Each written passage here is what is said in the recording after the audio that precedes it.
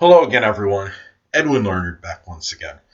In this YouTube astrological segment, I'm going to be dissertating and talking about having the Sun in Pisces and a Pisces Ascendant in a natal chart. Now, this combination, obviously, when you have the same sign as the Sun sign, as your ascendant or rising sign, there's no subterfuge, no real facade or duplicity. What you see is what you get. Very real person, and pretty much what's being projected outwardly is what's going on inside. Both the signs being the same, the Sun and the Ascendant in Pisces. Feminine, a lot of introverted, perhaps introspective and energy, and also this can make this person doubly sensitive, very emotional, and sometimes maybe somewhat impressionable, and this might add a little bit more of a double whammy, double emphasis on this possibly. Now, when you look at this combination too, this is someone that if they're really expressing their sensitivity on the surface, it's what's going on inwardly as well. This could be a person that could be very exceptionally empathic, might really rely a lot on their instincts and on things intuitively. Despite the person might be very, as I stated before, about being emotional, but however, if Mercury, say, is in Aquarius or Aries, that will modify this, and at least to some degree, as far as the emotions won't at least obstruct logical thinking as much. If you say if the person does have perhaps their Mercury, say, in Aries or Aquarius as opposed to being in Pisces. Now, in the natal chart, the Sun sign represents our basic ones, while the rising sign or ascendant can represent the manner or method in which one attains these basic ones. Well, with the Sun in Pisces, the basic ones can be connected perhaps with their dreams, their ideals, things that are connected with self-sacrifice, things that they like to maybe fantasize about, things connected with escape. And I don't mean escape in the real, like a real strong derogatory or derisive sense. I mean like that need for solitude and seclusion, and also perhaps matters connected with the metaphysical and or astrology, and I should say metaphysical or spirituality. Metaphysical could include astrology, though, of course.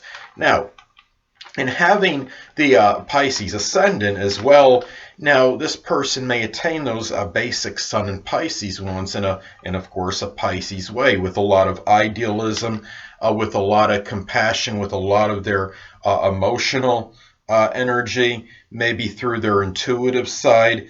It could be perhaps by through being charitable, through self-sacrifice, even.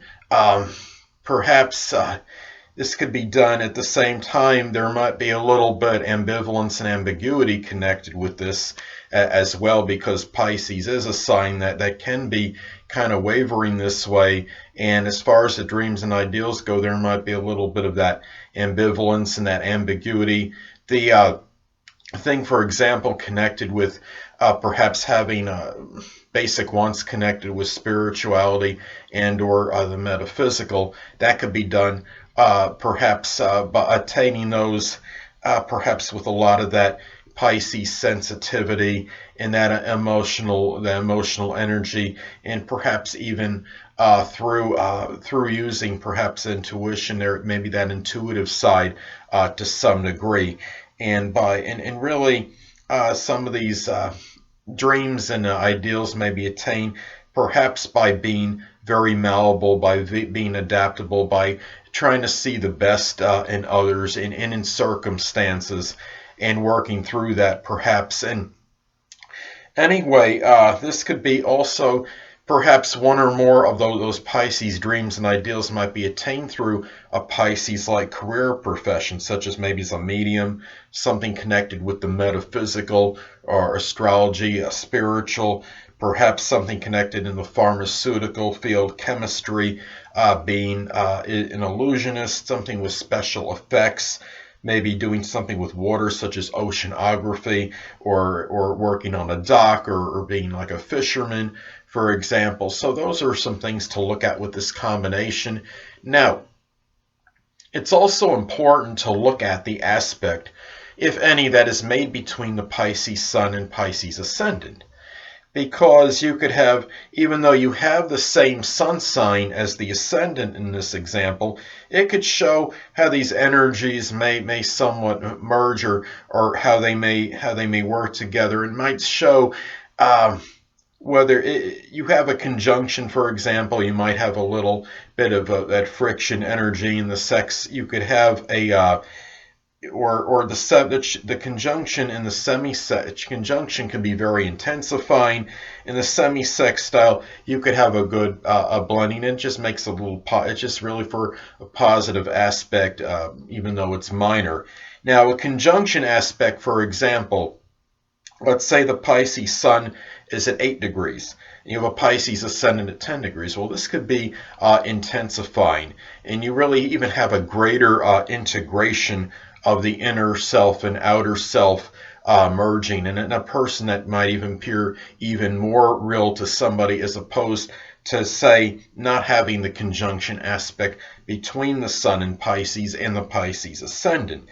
Now, and it could also, when you have the conjunction, it could also indicate maybe a little greater vitality than the typical Pisces Ascendant, because you have that Sun energy, that vitality blending in with the Pisces Ascendant in this case. And Pisces Ascendant generally is not known to have necessarily an overabundance of energy or an endurance. Now, let's say that you have a semi-sect, you could have a minor aspect take place as well. You could have a semi-sextile aspect take place between the Pisces Sun and Pisces Ascendant. Let's say the Pisces Sun is at 0 degrees and the Pisces Ascendant is at 29 degrees. That would form a semi-sextile aspect between these energies, which is a minor aspect, but I consider that still slightly positive, and it just might have a little positive blending and flow with these energies, even though the Sun and the Ascendant are still one and the same, but maybe you have a little better of these actually working with each other than otherwise indicated. Now, let's say you have the Sun in Pisces is in the 12th house. Now, if it's in the 12th house, the 12th house is that area where we want to shine and be prominent in. So this could be a person that puts a lot of that Sun energy perhaps in behind the scenes matters, perhaps in solitude or seclusion. This person might even be a little bit more introverted and introspective, as opposed to having the Pisces Sun and Ascendant with the Pisces Sun in the 1st house. Now, if the Pisces Sun is posited in the 1st house, well, this could indicate that there might be a little bit more. A lot of times, people with the Sun in the 1st house like to be noticed a little more, as opposed to other houses. So, to me, maybe a little bit more outgoing for Pisces, as opposed to it being in the 12th house, as for somebody being a double Pisces, and it could indicate that they're they may want to stand out a little bit more, and often this indicates could indicate certain energy and vitality having the Sun in the 1st house, and especially if it is conjunct the Ascendant, I would say. So anyway, people, that'll conclude this YouTube astrological segment for having the Sun in Pisces and a Pisces Ascendant in a natal chart. And stay tuned next time, where I'm going to be starting a new series on zodiac signs and compatibility. And I'm going to have a general video giving an overview of what I'm going to be talking about in that upcoming series of the astrological signs and their compatibility with each other. And then I'm going to start my first 2 signs as far as compatibility goes, and it will be Aries and Aries. 2 things I want to get with you on before I head out.